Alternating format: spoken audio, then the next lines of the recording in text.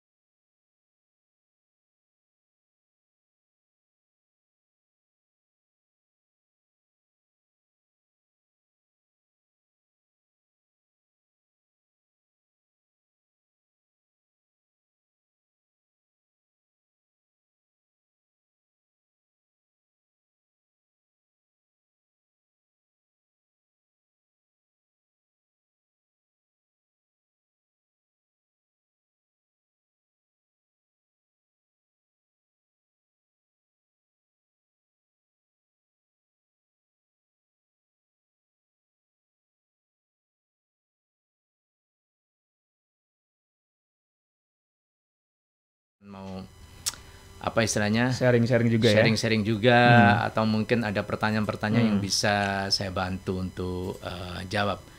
Demikian Mas Salman. Ya, baik. Pendengar dimanapun Anda berada, kita bicara soal dispepsia ya. Ini tadi ada organik, ada juga fungsional ya. Dan tadi sudah disampaikan beliau terkait dengan problem atau juga masalah yang saat ini memang sebenarnya penyakit ini banyak terjadi ya. Tadi bahkan ketika dia tidak kenapa-kenapa, tapi tiba-tiba kemudian mungkin mau ujian, mikir apa dan sebagainya ya. Akhirnya terkena dispepsia tadi ya. Tapi tadi ada fungsional, ada juga organik ya. Nah ini yang fungsional ini yang terbanyak ya. Hampir 60-70% ya. Untuk Anda yang akan bergabung bersama dengan kami, ditunggu via telepon tentunya di 7651818 atau juga di 081226170777 mendengar ya.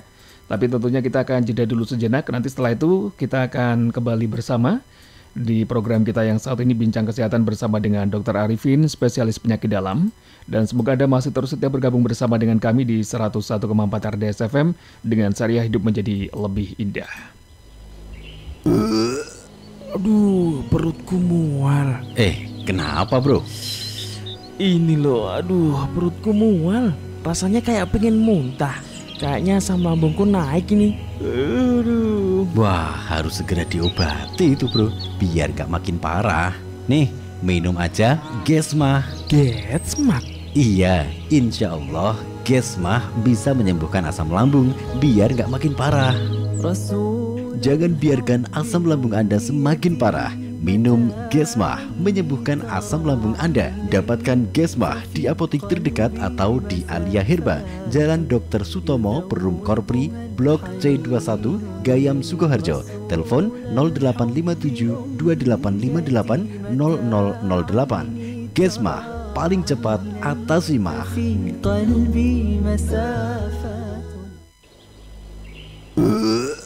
Aduh, perutku mual. Obrolan penuh makna bersama Narso dan Jamal. Hei Mal, Apa so? iki Mal, aku untuk istilah anyar. Apa tuh so? Teko-teko langsung teko. Iki lho bro, ini istilah jenenge LGBT. Walah, kuwi to so. Kuwi singkatane ya. Rungono. Iya. Lesbian, gay, biseksual dan transgender so. Singkatane kuwi lho, So. Apa Udin, apa mudeng mong wae. Lah aku ya ngerti tenan to, So. Apa arek? Terangno kuwi Den, ben bocah iki saya padang dalane iki Den. Padahal ngenyek tenan iki. Ngene lho Kang Narso sing bagus dhewe. Istilahnya kuwi artine orang yang suka sesama jenis atau kedua-duanya atau yang berganti jenis kelamin. Nah, betul kuwi. Dan hal itu yang sekarang sedang diperangi oleh pemerintah Indonesia so. Karena melanggar undang-undang, norma sosial masyarakat dan norma agama so. Lah mbok ben wae ngopo to? Kuwi lak hak asasi manusia to. Weh. Nek seneng karo sapa wae kan bebas to. Ora iso so. Menungso ku ya kudu diatur no. Ora iso sakarepe dhewe ngono kuwi. Memangnya Kang Narso wis tau ndelok pitik jago, numpaki pitik jago. Lah ya durung to Den yo penek. Lah iya, mulakno kuwi so. Lah wong pitik wae sing ora duwe akal pikirane ora mungkin nglakoni kaya ngono kok. So. Mosok menungso sing paringi akal pikiran malah luwih parah saka kewan. Piye? Lah ning agama Islam ku ya wis dilarang. Ya ora Kang Jamal. Nah iya bener Den. Ngene so. Dulu ya saya. Dulu Allah itu pernah murka dan mengazab kaum Sodom, kaumnya Nabi Lot. Ya gara-gara kaum itu melakukan hal semacam itu so. Berarti sing omongan ning TV kae sesat to, Mas? Nah, yang bener. Jare ngakune saka HAM lho. Terus enek aktivis persamaan gender. Kowe dan lain-lain lah. Mereka ingin melegalkan LGBT maut lho. Ya wis ngerti sesat ya. Saiki ya aja dinut no so. Jan omongane sajak ya wae lho, Mal. Unyu kaya sabun kaya jebule sesat to. Wis Kang Narso, sing sareh, sing sabar. Iya, Bro. Saiki piye? Wis rada padang ta? Wis lumayan iki, Mal, tapi cek rada peteng sithik iki. Lah ngopo to, Kang? Biasa nek rodok peteng ki tondone lu. Lah, luwen mulano nesu-nesu wae ket mau. Ya wis, ayo deman sih. Oke Din, sip. Game on bro, let's go gage. Mal Jamal, lah aku ki lagi butuh kloso iki Mal. Alah, kowe lho, angger butuh apa-apa mesti dadang ngono lho. Lho lah piye lho Mal? Lah Pak RT kuwi ngabarine yo ndadak kok. Alah mulakno ning omahku ya kudu selalu sedia kloso ngono lho, Jo. Dadi yen pas butuh ki ya ora gendadapan kaya ngene iki. Iya ya jane ya. Lah terus iki enake tuku kloso apa ya Mal? Kono tuku kloso kuwi sing wis teruji apik kualitase lan apik penampilane lho, Jo. Weh, lah kuwi mah mereke apa kuwi? Nah, nek masalah merek, pilih sing mereke Mawar, Kota Santri, Kupu-kupu, Bunglon, Bangau, lan Gajah Mas. Wow. Ukurane yo macem-macem, enek sing modele lipat lan enek sing meteran dawa lho, Jo. Oh iya ta. Nah, cocok juga dinggo acara pengajian, tasyakuran, yasinan, manakiban, solawatan, tahlilan, rapat RT, ibu-ibu PKK, arisan lan liya-liyane, Jo. Oke ya Mal ternyata Mal. Ayo gendang mangkat, selak udan terus iki. Siap. Anda membutuhkan tikar? Beli saja tikar merek Mawar, Kota Santri, Kupu-kupu, Bunglon, Bangau, dan Gajah Mas. Pendengar, kini hadir Rumah Sakit Umum Ja'far Medika Karanganyar. Solusi layanan kesehatan Anda memadukan kedokteran barat dengan kedokteran timur dan terapi nutrisi secara holistik. Rumah Sakit Umum Ja'far Medika Karanganyar memiliki beberapa pelayanan unggulan, di antaranya klinik akupuntur dan herbal, klinik pasca stroke dan nyeri, bedah tulang atau bedah ortopedi, bedah ginjal dan saluran kencing atau bedah urologi, bedah umum dan pelayanan penyakit dalam. Kini hadir pula layanan dokter spesialis kebidanan dan kandungan serta dokter spesialis anak. Rumah Sakit Umum Ja'far Medika beralamat di Munggur, Mojogedang, Karanganyar. Untuk informasi selengkapnya hubungi 0811 2644 011 atau WhatsApp 0857 6278 4375. Dan kini Rumah Sakit Umum Ja'far Medika melayani asuransi BPJS. Rumah Sakit Umum Ja'far Medika Karanganyar, cepat, akurat, dan islami. Sallallahu alaihi wasallam. Subhanallah. Pendengar, Anda memiliki masalah saraf kejepit di segmen tulang belakang bawah yang diikuti penjalaran ke alat gerak bawah sering bertambah berat nyeri, misalnya saat bangkit berdiri dan atau berjalan, ataupun nyeri punggung bawah Anda rasakan ketika baru bangun tidur disertai kekakuan dan butuh waktu bagi Anda baru bisa bangkit dari tempat tidur, atau gerakan Anda saat ruku, sujud saat sholat terasa nyeri juga. Mungkin Anda menderita low back pain dengan pusat nyeri adalah karena saraf kejepit atau HNP, stenosis kanal atau saluran saraf tulang belakang, proses degenerasi akibat usia tua pada sendi faset di segmen tulang belakang bawah Anda. Maka jangan dipijat atau urut. Seringkali juga herbal dan makan obat pereda nyeri, bahkan sudah dioperasi masih terasa nyeri. Kini hadir teknologi tata laksana intervensi minimal terhadap nyeri punggung bawah tersebut. Tindakan dokter spesialis menggunakan alat laser berkekuatan rendah serta penyuntikan ozon yang menargetkan sumber nyeri punggung bawah Anda. Silahkan daftar segera ke klinik nyeri lutut, stroke, dan tulang belakang yang beralamat di Jalan Embarkasi Haji, kilometer 2, Blok 1, Klodran, Colomadu, Karanganyar. Telepon 0822 6527 7099. Pendengar, Pondok Pesantren Tahfizul Quran Al-Abidin Karangpandan menerima peserta didik baru tahun ajaran 2023-2024 untuk jenjang SMP khusus putra dan 100% gratis. Diutamakan bagi calon siswa yang mampu membaca Al-Quran atau memiliki hafalan Al-Quran, berdomisili di Jawa Tengah, DIY atau Jawa Timur, bersedia tinggal di asrama selama masa pendidikan, berasal dari keluarga kurang mampu, yatim piatu, dan lain-lain. Daftarkan segera putra Anda ke Pondok Pesantren Tahfizul Tahfizul Quran Al-Abidin yang beralamat di Karangpandan, Karanganyar. Waktu pendaftaran tanggal 15 Januari hingga 31 Mei 2023. Untuk informasi selengkapnya hubungi Ustadz Purno di nomor 0852 9140 8881. Pondok Pesantren Tahfizul Quran Al-Abidin Karangpandan di bawah Yayasan Al-Abidin Surakarta. Mas Paijo, kowe iki nggawa apa to, Mas? Oh, iki to. Iki jenenge celengan S3 RDS FM, Din. Apa kuwi, Mas? Ini loh, kan di RDS ada program S3 sehari 1000 saja. Lah ini sebagai bentuk kepedulian kita terhadap media Islam, Din. Terus mengko yen wis kebak kencelenge piye? Lah, kencelengnya bisa diantar ke RDS FM langsung atau bisa diambil oleh petugas RDS FM dengan konfirmasi alamatnya terlebih dahulu, Din. Wah, aku tak melu idep-idep amal jariyah. Wah bener Din, kalau bukan kita yang peduli dengan media Islam, terus siapa lagi? Iya ya. Program S3 RDS FM adalah program sehari 1000 saja bagi Anda yang peduli dengan media dakwah Islam RDS FM. Donasi dapat Anda kumpulkan ke dalam kotak infak atau kenceleng yang telah kami siapkan. Kenceleng atau kotak infak dapat Anda serahkan langsung ke RDS FM Solo, Jalan Adi Sumarmo 181 Solo. Bisa juga petugas kami mengambil ke tempat Anda dengan konfirmasi terlebih dahulu di 0271 732 321. RDS FM, dengan syariah hidup menjadi lebih indah.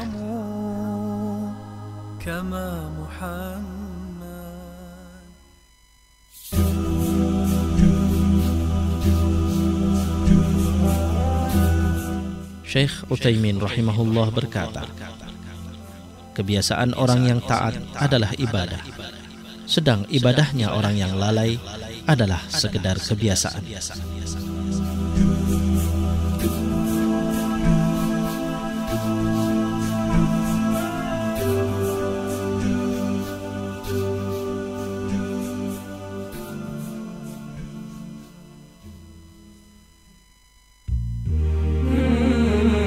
Anda masih bersama kami di 101,4 RDS FM. Dengan syariah, hidup menjadi lebih indah.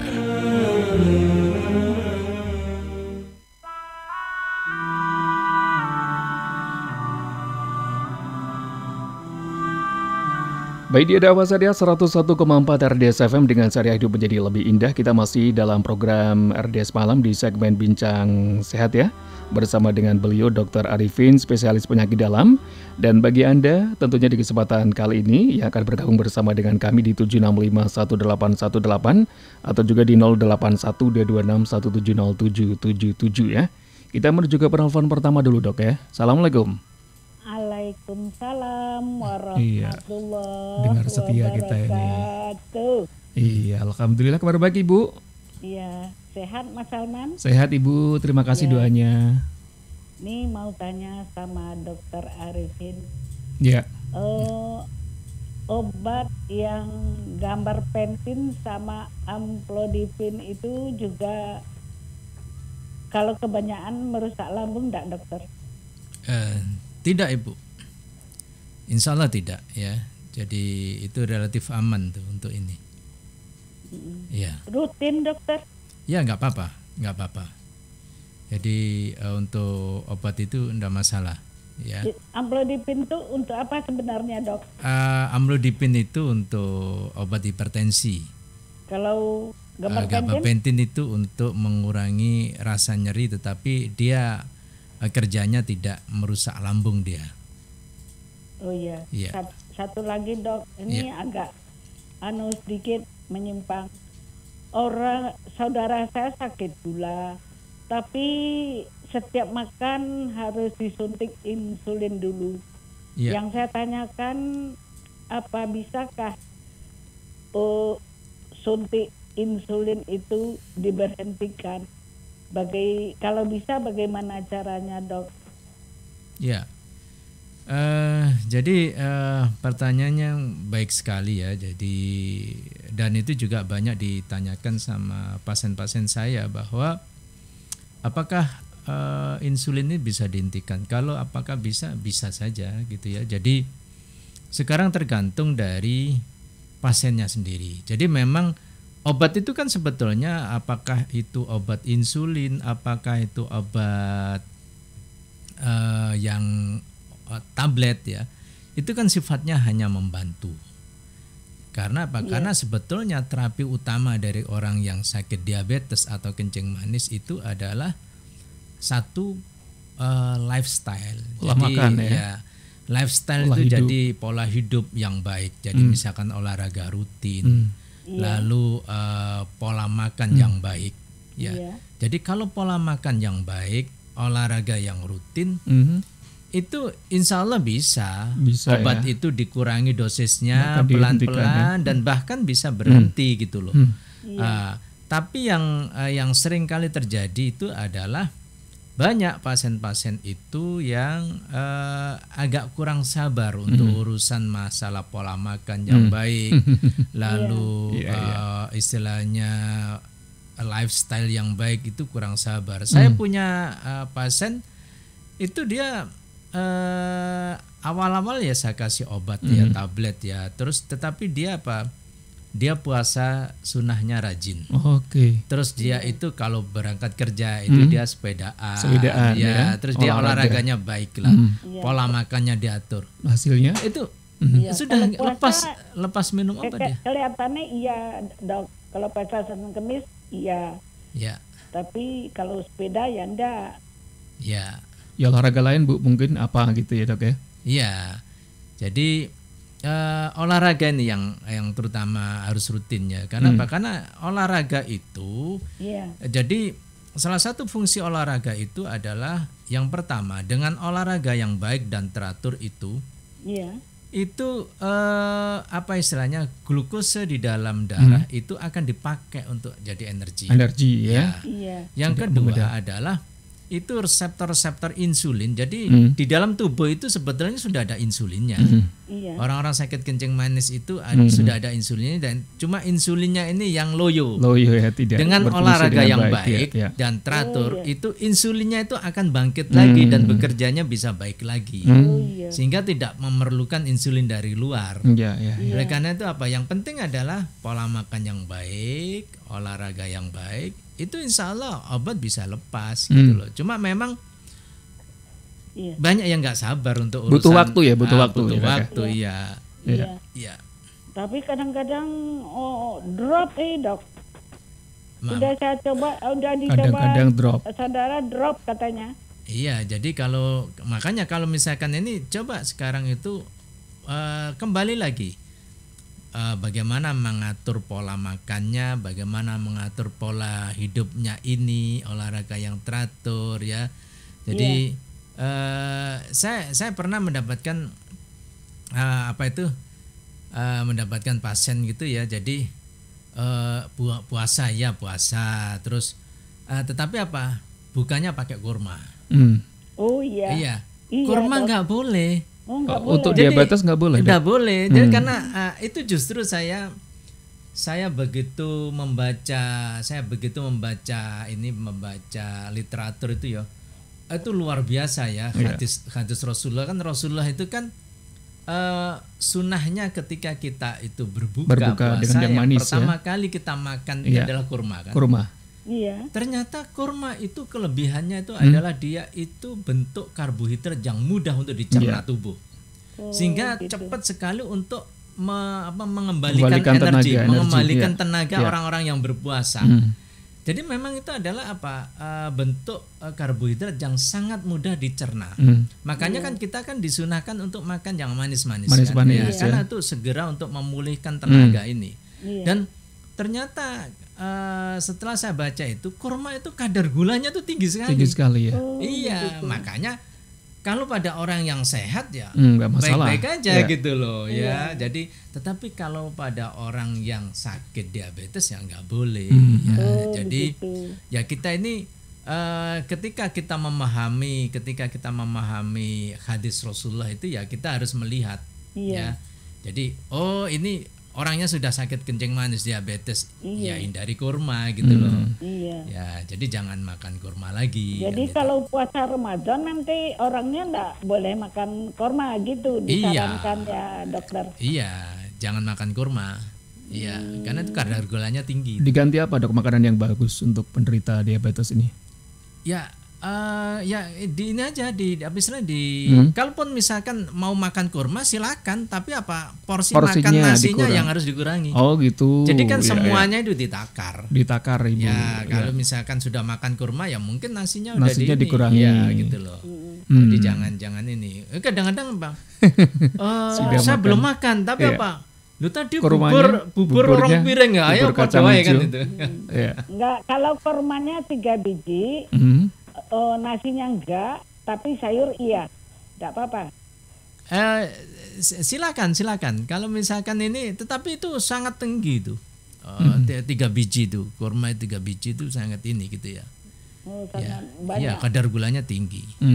Ya, gitu. Jadi tapi kalau saya sarankan pola makan sama olahraga kok. Olahraga itu ibu ya, terutama ya. Ya, terima kasih banyak dokter. Terima kasih juga ibu. Jadi amal soleh ya dok. Amin. Sehat selalu keluarga ya dok. Ya amin. Terima kasih. Assalamualaikum warahmatullahi wabarakatuh. Waalaikumsalam warahmatullahi wabarakatuh. Terima kasih Ibu Lis yang sudah bergabung ya di kesempatan kali ini. Kita menuju ke WA dulu. Untuk ada yang mau telepon juga masih kita tunggu ya. Kita ke WA dulu. Ada dari siapa ini? Tidak menyebutkan namanya. Assalamualaikum dokter, apakah mengkonsumsi aloe vera baik untuk luka lambung? Aloe vera? Iya. Itu aloe vera itu kalau tidak salah itu lidah buaya. Lidah buaya, ya, betul. Bagus ya. Bagus ya. Jadi apa istilahnya? Termasuk ini ya. Tadi saya katakan kalau yang kecut-kecut ini ya, yang kecut-kecut kan memang kita hindari ya, karena dia akan merangsang. Khususnya untuk lemon. Itu malah nggak bagus itu. Lemon ya? Iya, jadi jeruk lemon itu ternyata apa? Walaupun dia itu rasanya masam, tapi ternyata itu ketika dilakukan pemeriksaan ternyata dia itu sifatnya itu basah dia. Sifatnya basah. Basah. Oh, basah. Jadi kan ada asam, ada basah. Ada basah ya. Jadi dia itu kalau dalam bahasa kedokteran itu lebih alkalis. Alkalin. Sehingga dia bisa menetralkan asam lambung itu. Lemon ya. Oh gitu ya. Iya, gitu. Jadi aloe vera baik. Aloe vera bagus ya. Silakan bisa dikonsumsi ya. Baik, berikutnya ada Ibu Lestari di Tawangsari, Sukoharjo. Dokter, ini mau tanya apakah akibat asam lambung bisa mengganggu fungsi jantung?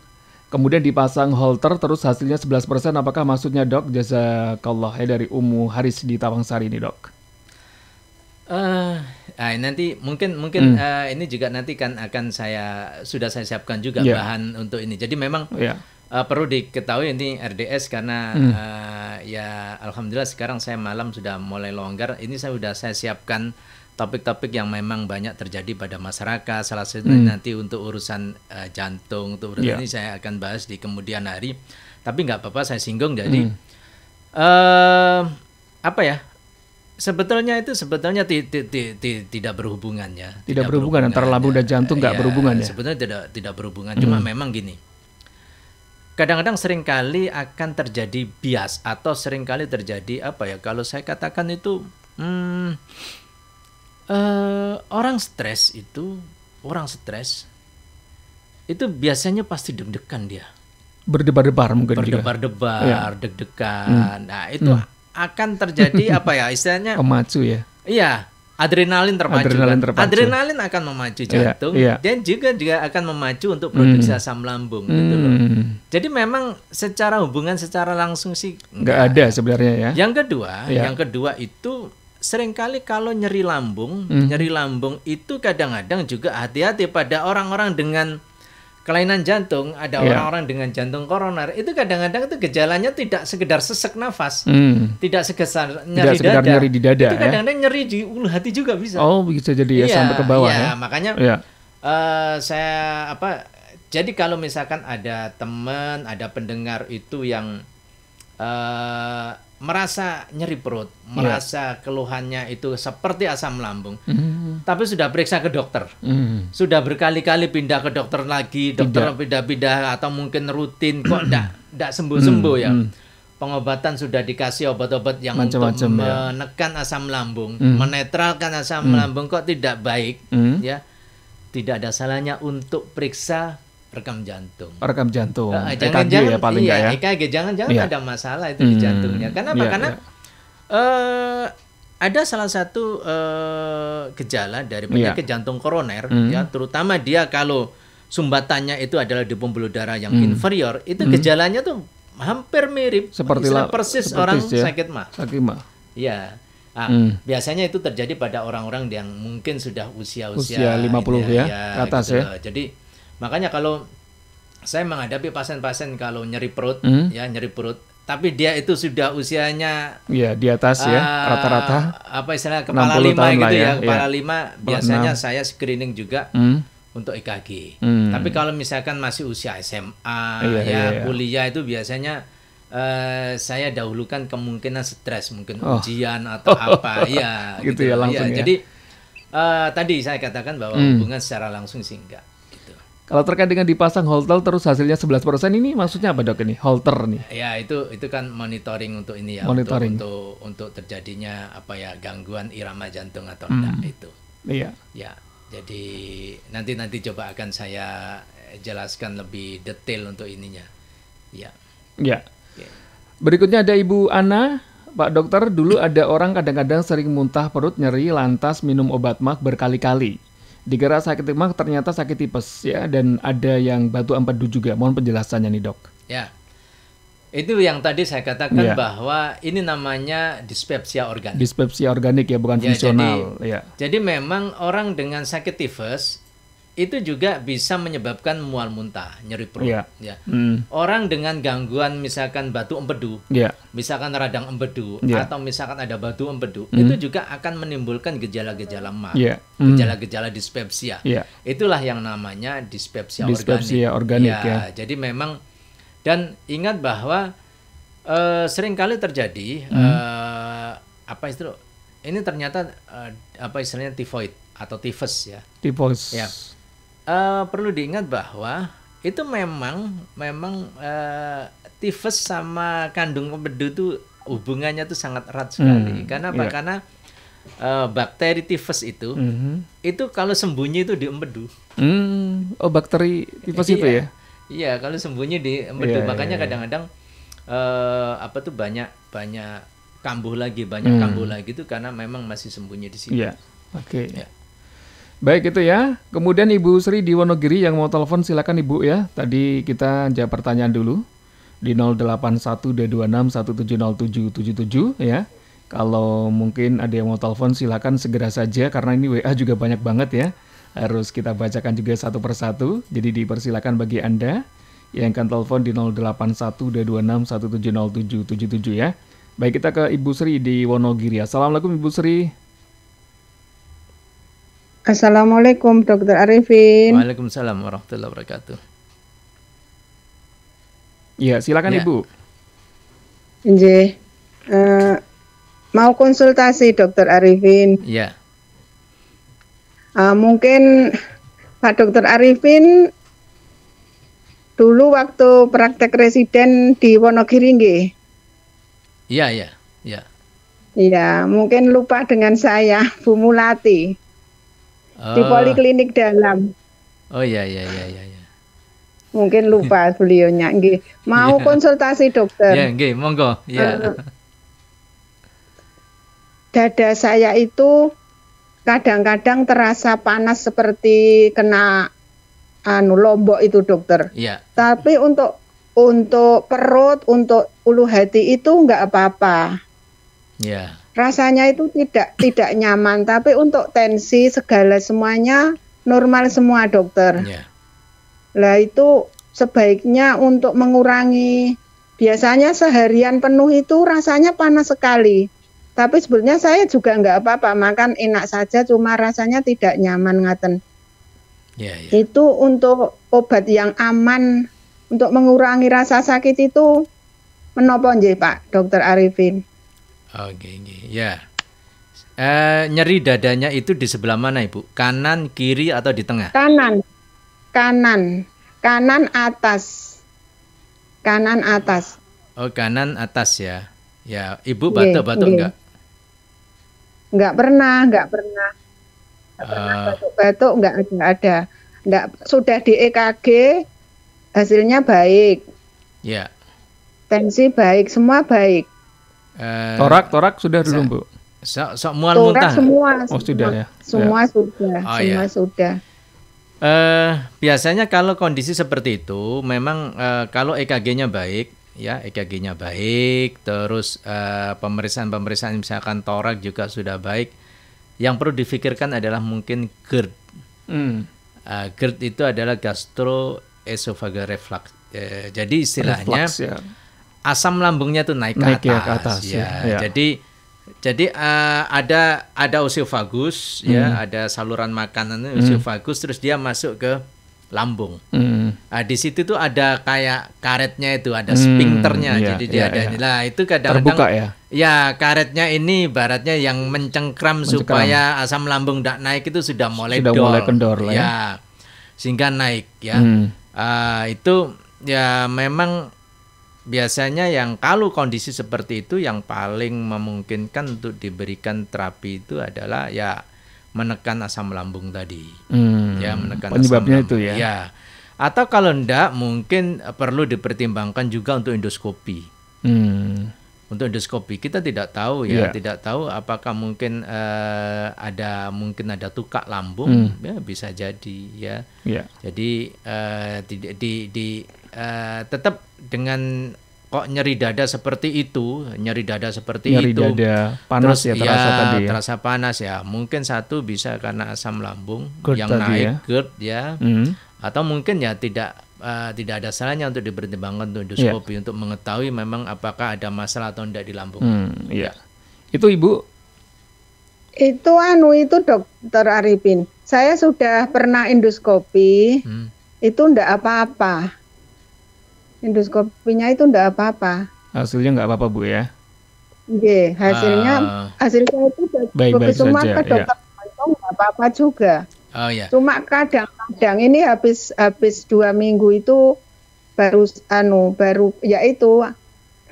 tahu-tahu itu dadanya terasa panas atau mungkin karena faktor usia juga nggih, Dokter. Umur berapa Ibu? Oh, sampun 68. Oh ya. Terus Ibu kalau tidurnya bisa tidur nyenyak ya? Bisa, tidur atau mungkin bisa, susah baik. Tidur? Enggak, saya itu enggak. Semua alhamdulillah semua enak, makan enak, tidur enak. Cuma kadang-kadang itu mungkin ada pantangan makanan atau enggak ada pantangan. Coba Ibu pakai relaksasi ya. Jadi mungkin kayak kayak senam lansia itu ya. Jadi mungkin kadang-kadang mungkin ada juga otot-otot yang istilahnya spasme. Jadi mungkin tidak ada salahnya untuk senam ya, pelenturan relaksasi Ibu ya. Mungkin istilahnya istilahnya yang mungkin bisa dilakukan mungkin kayak renang. Itu bagus. Udah itu, Dok. Sudah. Saya itu renang sudah, senam rutin, Bu. Sudah rutin ya. Sudah semua. Ya kalau gitu banyak doa Ibu. Iya, atau mungkin Dokter Arifin itu ya temannya Pak Dokter Daryono ya. Iya. Enggak sama Pak. Iya. Oh, berarti betul Pak Arifin, saya itu mulati loh di Poliklinik Dalam. Oh iya. Mungkin kalau masih ingat. Oh, sudah di endoskopi sama Dokter Daryono ya? Iya. Iya. Oh iya. Ya Ibu. Ya saya kira sih ya mungkin ya semua sudah ditempuh ya.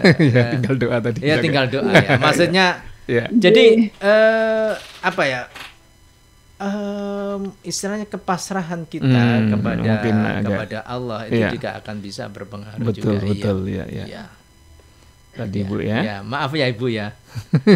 Mungkin jawaban saya tidak memuaskan.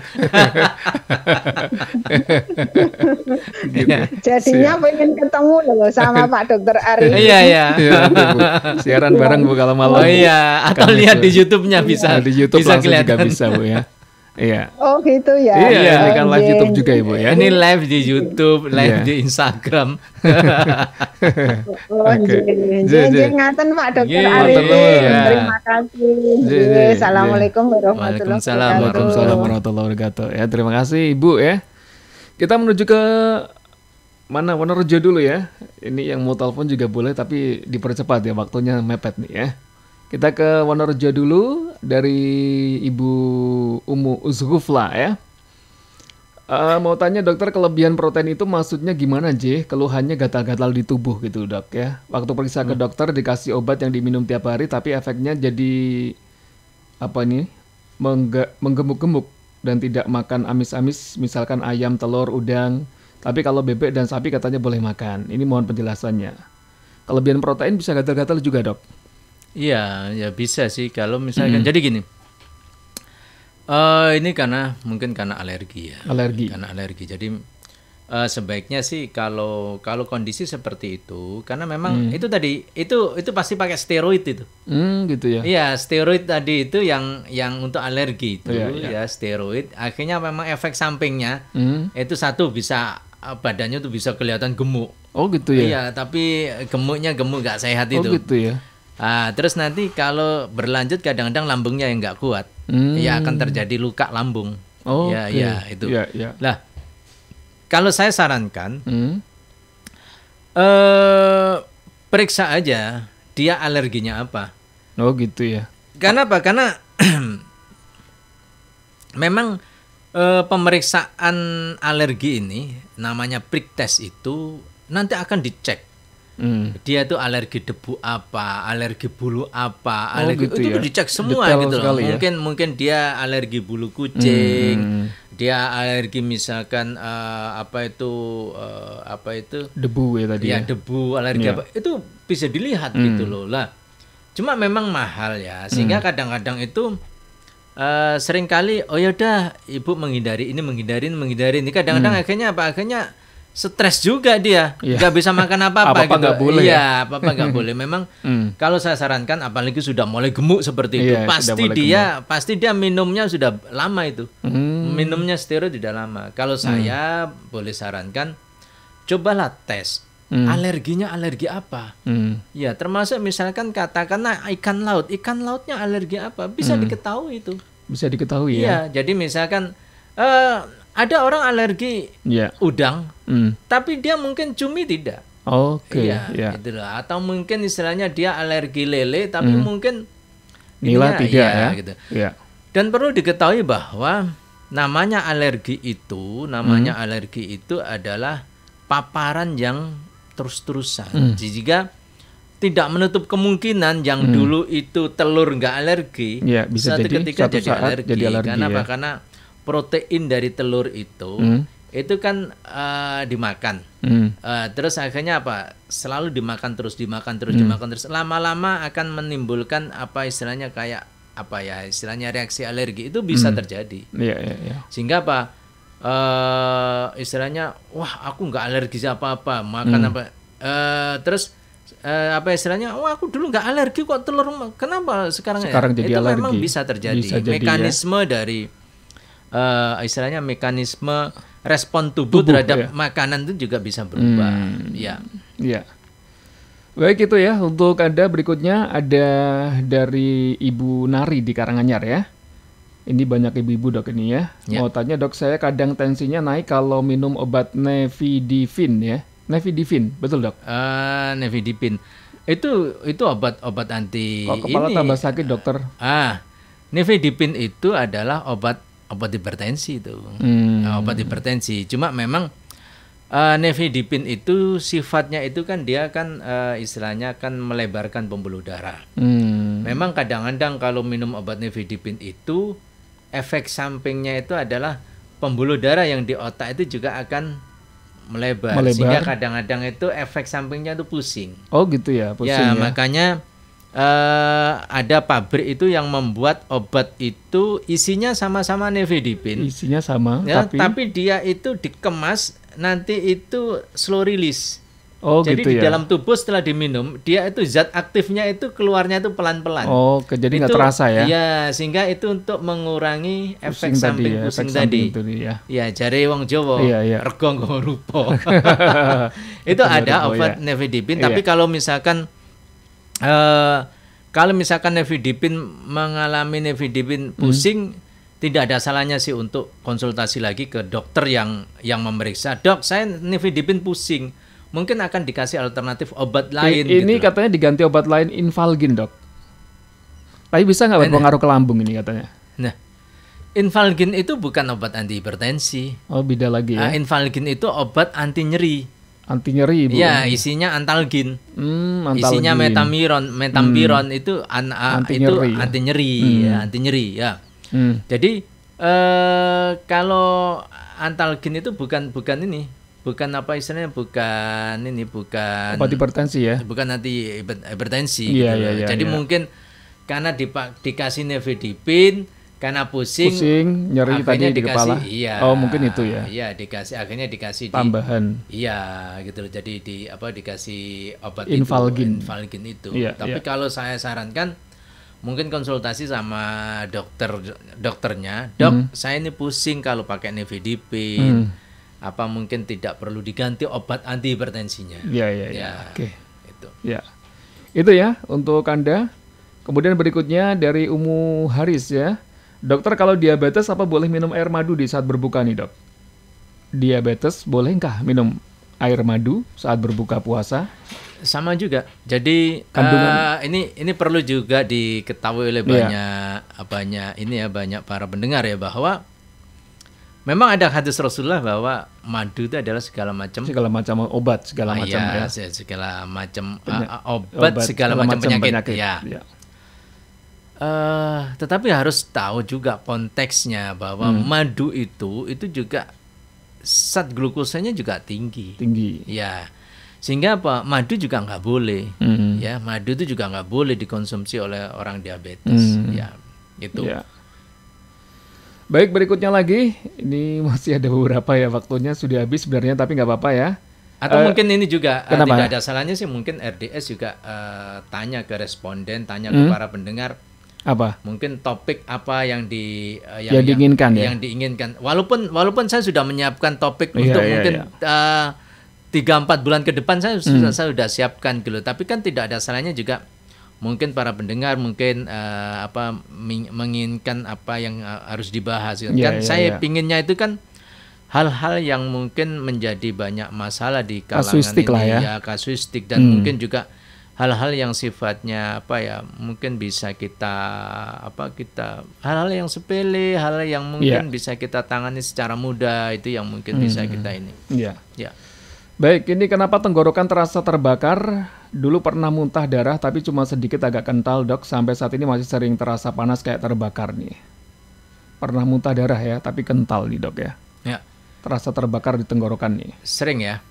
Itu kemungkinan besar karena asam lambung naik. Darah bisa juga asam lambung, Dok ya? Ya, jadi kan gini. Keluar darah itu. Jadi kan kalau asam lambung yang berlebihan itu yang tadi saya katakan itu bisa menyebabkan lambung itu luka. Akhirnya jadi ulkus atau jadi tukak lambung namanya. Itu tukak lambung itu kalau misalkan dasarnya ditukak itu nanti ada pembuluh darah yang pecah, pembuluh darah yang kena, akhirnya yang muntah darah. Itulah. Jadi kemungkinan kalau panas seperti itu, tenggorokan masih sering panas, itu kemungkinan karena asam lambung yang naik itu. Iya.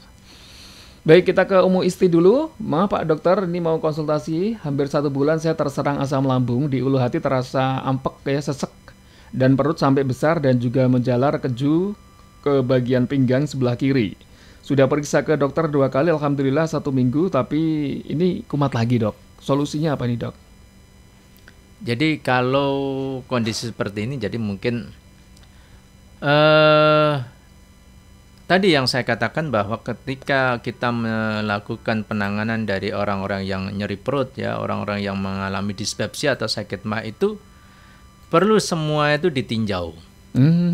Jadi istilahnya pola makan harus baik, harus teratur. Lalu makanan-makanan yang merangsang produksi asam lambung itu juga harus dihindari. Ya. Lalu yang ketiga yang tidak kalah sengitnya, yang tidak kalah pentingnya itu adalah apa? Hindari stres. Hindari stres ya. Iya, gitulah. Jadi apalagi kalau misalnya pas tanggal tua, itu. Ya itu. Balik maning ya. Oke, siap ya. Baik itu ya, semoga sudah terjawab. Ini waktunya sudah lebih dari jam 9 malam. Sebelum kita akhiri, barangkali ada yang mau disampaikan dulu, Dok? Jadi para pendengar, untuk masalah sakit ma ini, cobalah kita sekarang mencoba untuk mengatur pola hidup yang lebih sehat. Ya. Jadi istilahnya pola makan yang baik. Lalu hindari makanan-makanan yang banyak merangsang asam lambung, ya. Lalu hindari stres, ya, dan perlu diketahui bahwa ternyata stres itu sebetulnya obatnya itu sebetulnya sebetulnya kan simple ya. Mudah Salah satunya adalah apa? Zikir, doa, banyak zikir, banyak doa, banyak zikir. Karena kita seringkali itu melupakan masalah zikir. Melupakan masalah artinya zikir. Obat terus gitu, Dok. Ya, makanya saya kalau ngajari sama mahasiswa saya, saya kalau ngajari mahasiswa saya, ngajari pasien-pasien saya itu adalah doa Al-Mu'minun ayat 29. Doa Al-Mu'minun ayat 29 ya. Jadi itu adalah doanya Nabi Nuh. Rabbi anzilni munzalan mubarakan khairul munzil. Ya Allah, berilah kami tempat bersandar. Tempat bersandar yang barokah.